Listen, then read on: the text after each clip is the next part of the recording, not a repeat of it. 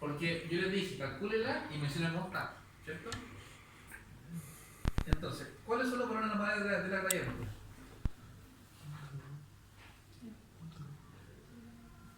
¿no?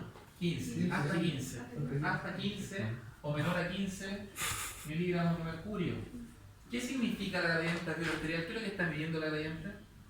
Porque el número es lo menos que me importa. Lo que pasa Mide intercambio gaseoso. Ya seamos simples, chiquillos, sean simples. Esto mide lo siguiente: mide lo que hay dentro del alveolo, ¿cierto? Y cuánto de esto pasa a nivel arterial, o sea, mide intercambio de gases, ¿cierto?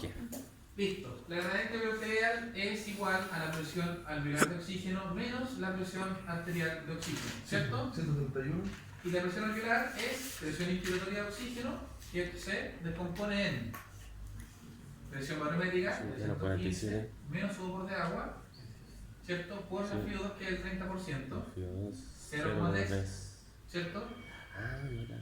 Este Juan dijo 0,30. Menos la presión arterial de CO2 partido por el cociente respiratorio. ¿Sí? Y aquí recién estamos sacando la presión alveolar recién. ¿Ya? Entonces, ¿esto cuánto me dio? 131. 131 menos No, por cierto, el resultado final de la. ¿de la presión alveolar? Sí. Entonces, la presión alveolar me da 131. ¿Y cuánto tenemos los gases arteriales de presión arterial? 55. 50. 50. Menos los 50 que está acá, ¿cierto? Entonces, la diferencia me da. 81, ¿no? ¿Cómo se encuentra entonces la gradiente? 81. ¿Ah? Entonces, ¿cómo se encuentra la gradiente arterial? Si les pregunto en la prueba, calcule y analice la gradiente arterial. ¿Usted cómo la va a analizar?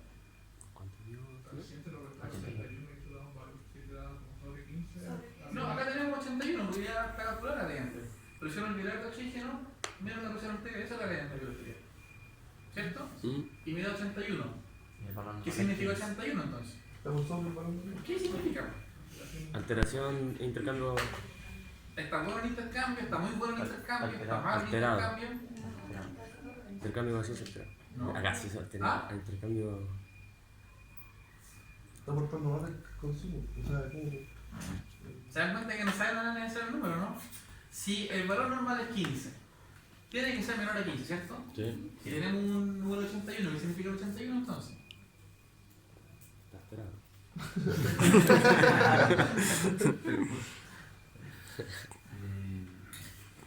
Para efectos de prueba, puede colocar trastorno del intercambio gaseoso, ¿cierto? ¿Cierto? Pero analicémoslo por qué. Chiquillos, si yo tengo acá 131 moléculas de oxígeno, para que por favor realice bien y lo piense, tengo 131 moléculas que van a estar dispuestas a ser difundidas, ¿cierto? Y solamente pasaron 50. ¿Ya? O sea, quedaron 81 moléculas de oxígeno acá arriba. ¿Se entiende, no? Sí. Por algún motivo, que vamos a tener que después analizar, por algún motivo quedaron 81 moléculas de oxígeno dentro del alveolo que no fueron difundidas a la arteria. Por eso, la gradiente es hasta 15. Porque recuerden que según ley de los gases difunden de mayor presión a menor presión. Nunca pueden estar igualados, porque si no, no hay difusión por presión. ¿Cierto? Entonces, si tengo una gradiente que emite hasta 15, si tengo 100 acá, acá tengo 85, la gradiente está normal, porque la diferencia es 15, ¿cierto? Entonces eso me habla de que el pulmón funciona de manera adecuada en el intercambio de gases. Pero acá la gradiente tengo 81 moléculas que no fueron difundidas, o sea, tengo un trastorno importante de intercambio gaseoso. O lo puedo describir como un intercambio gaseoso infectivo. ¿Cierto? No alterado, porque alterado puede ser positivo, puede ser negativo. ¿Qué significa alterado? O puedo colocarlo como un déficit del intercambio gaseoso, alteración del intercambio gaseoso, ¿cierto? Una ineficiencia en el intercambio gaseoso. Hay un trastorno de hipoxemia, ¿cierto? Sí. Hay un mecanismo de hipoxemia. ¿Qué mecanismo es? BQ, CHAN, difusión, hipoventilación. Después lo vamos a discriminar. ¿Se entiende, no? Sí. Por eso que el razonamiento clínico no es calcular nomás.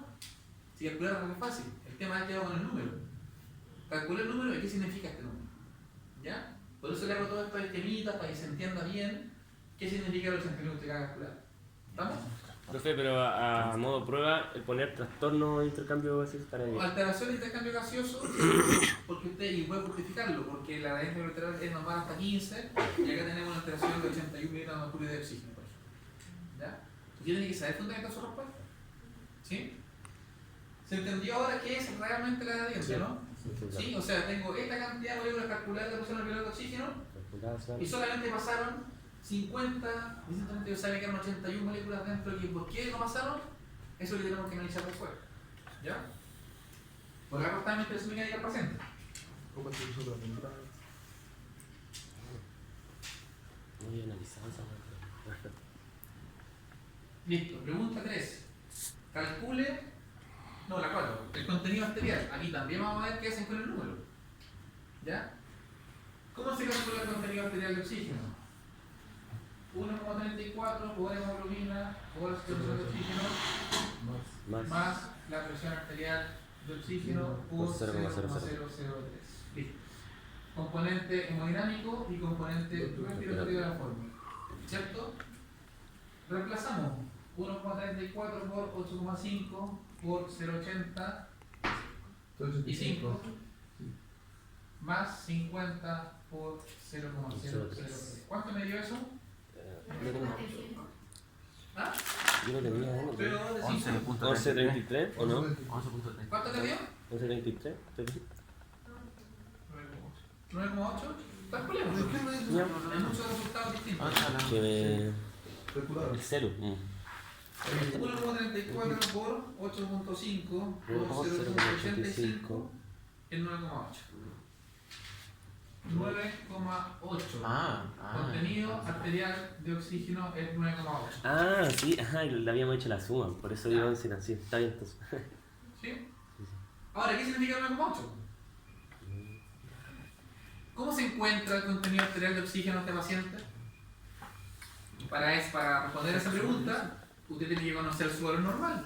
Y este valor normal lo vimos en la clase de shock. ¿Cuánto es el valor normal del contenido arterial de oxígeno? 21 milimol por decilitro de sangre. Entonces, un contenido arterial de oxígeno normal corresponde a 21 milimol por decilitro de sangre. ¿Cuánto está él?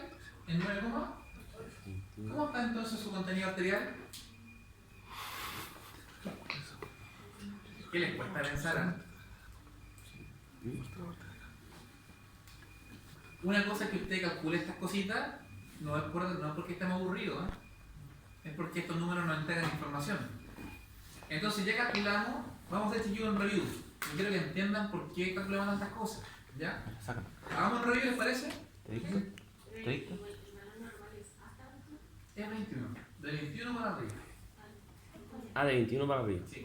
El mínimo necesario para que funcione el cuerpo bien es 21 milimol por litro de sangre. Ya. Entonces, hagamos un review. Tenemos un paciente que ingresó, ¿cierto?, a 80 años de edad al servicio de urgencia por un EPO A descompensado. mí también me da son mueres. Es cardiópata, ¿cierto? Es obeso e hipertenso. Llegó con estas ciertas cosas de exámenes que tiene que salir a evaluar y ya llevamos recién calculado hasta acá. Tenemos un paciente que tiene una acidosis que está compensada, ¿cierto? ¿Sí? Después vimos que tiene un trastorno de difusión importante. Tiene una gradiente elevadísima, ¿cierto? Entonces ya tenemos dos conclusiones del paciente. ¿Está en acidosis respiratoria? Sí, pero está compensado. Así que nos quedamos tranquilos por solamente por hasta ahora. Trastorno de intercambio. Ahí está. Trastorno de difusión, ¿lo tenemos? Sí. ¿Qué mecanismo? Después lo vamos a analizar. ¿Y cómo está el contenido arterial?